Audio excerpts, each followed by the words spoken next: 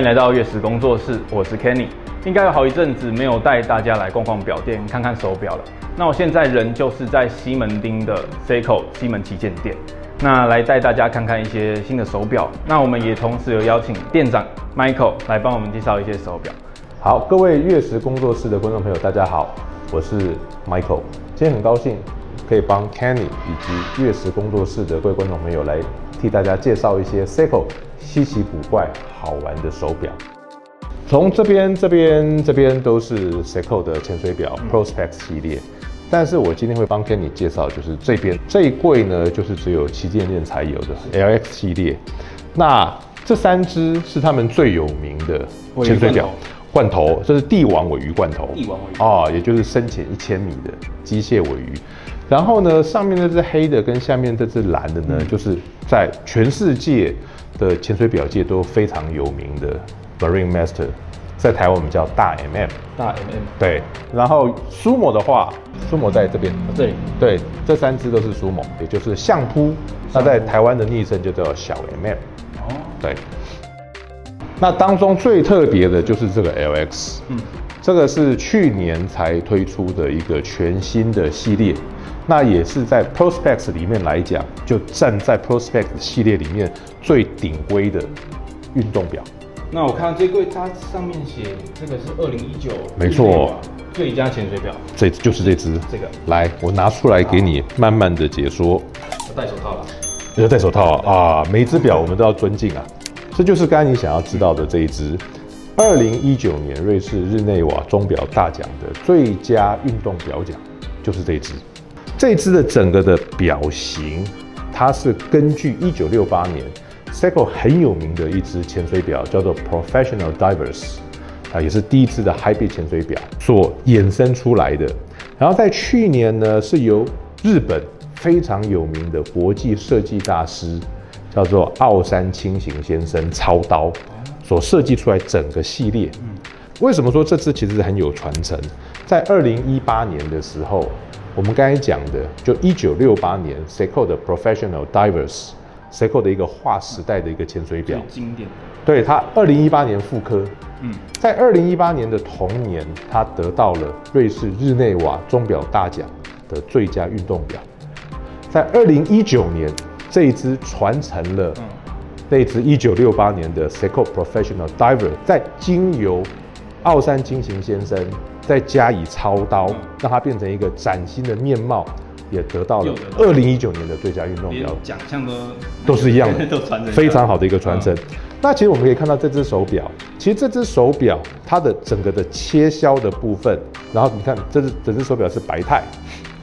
超轻的，非常的轻，虽然它看起来很重，看起来蛮厚的，可是，但这是很轻，对，而且搭载就是 Seiko 独家的机芯 Spring Drive， 就是混动的，没错，就我们说 Hybrid， 对 Hybrid， 所以这只手表它会得奖，也再次的奠定了 Spring Drive 在世界表坛一个不可撼动的地位，因为之前 Spring Drive 刚推出的时候，瑞士的表坛不能够认同这种理念，但是随着10-20年过去了，大家开始就像车子以前就只有内燃机，但现在 Hybrid 的车子非常的流行，也就是这就是一个人类与时俱进的技术的进步，机械科技上面，没错。所以这一支的话就是我们的 LX 潜水表系列。那看完这个是运动表嘛，比较 sporty 一点的风格。是。那如果平常穿西装、穿衬衫，那我可以戴什么？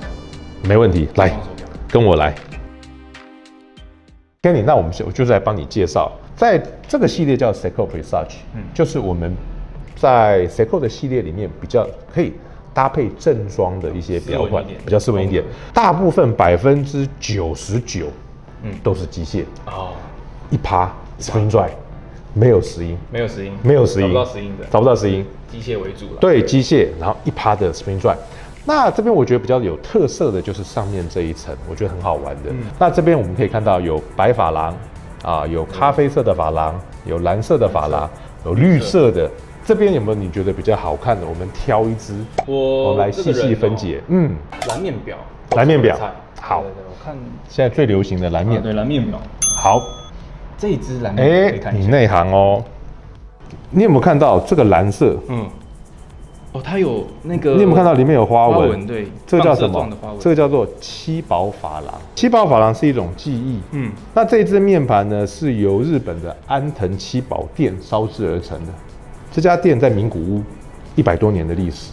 七宝珐琅的制作很费工，它必须透由人工不断的上釉、烧制、上釉、烧制，最后呢再去做抛光的动作，所以其实良率很低。不良率很高，上釉的技术不够成熟的话，你就会有不均匀的地方产生。对，那我们可以看到这个安藤七宝纹呢，其实这一支它的釉都很有特色。它这支表款的釉，它是用无铅的釉，也就是没有毒的。所以一般的釉它会有含一些铅的成分。这支是没有铅的话，它是制造上面更费时，会更费时，成本更高，然后制作人的身体健康更好，对，佩戴者也会更好，健康。所以这是大家都好，太好了，但是就是成本不大好。好，那这只手表呢，它搭配的呢就是 Seiko 目前最新的超薄型机芯6L35的机芯，同时你可以看到这只手表这个数字时标，你有没有觉得蛮有意思的？这个1、2、3、4、5、6、7、8、9、10、11、12，这个数字的显示就是依据 Seiko 的第一支机械腕表 L'Oreal 它的字形去做出来的。对，所以这只手表它的表径大概在39，搭配的鳄鱼皮表带，手工的七宝纹图腾，就是这一只，非常好看。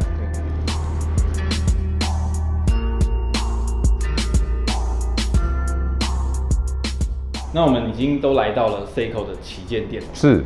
那当然还是要来看一下你们的 Grand Seiko GS。那我看这边的陈列也很丰富，包含了各个机芯，9S、9F 有潜水表、GMT 等等的，包含还有60周年这个最新的款式也都在。没错。OK， 那你们有没有旗舰店的镇店之宝可以拿出来跟我们表友分享一下？那当然，在这边的话呢，这里我们的镇店之宝，各位观众朋友就跟着我的手指到这里。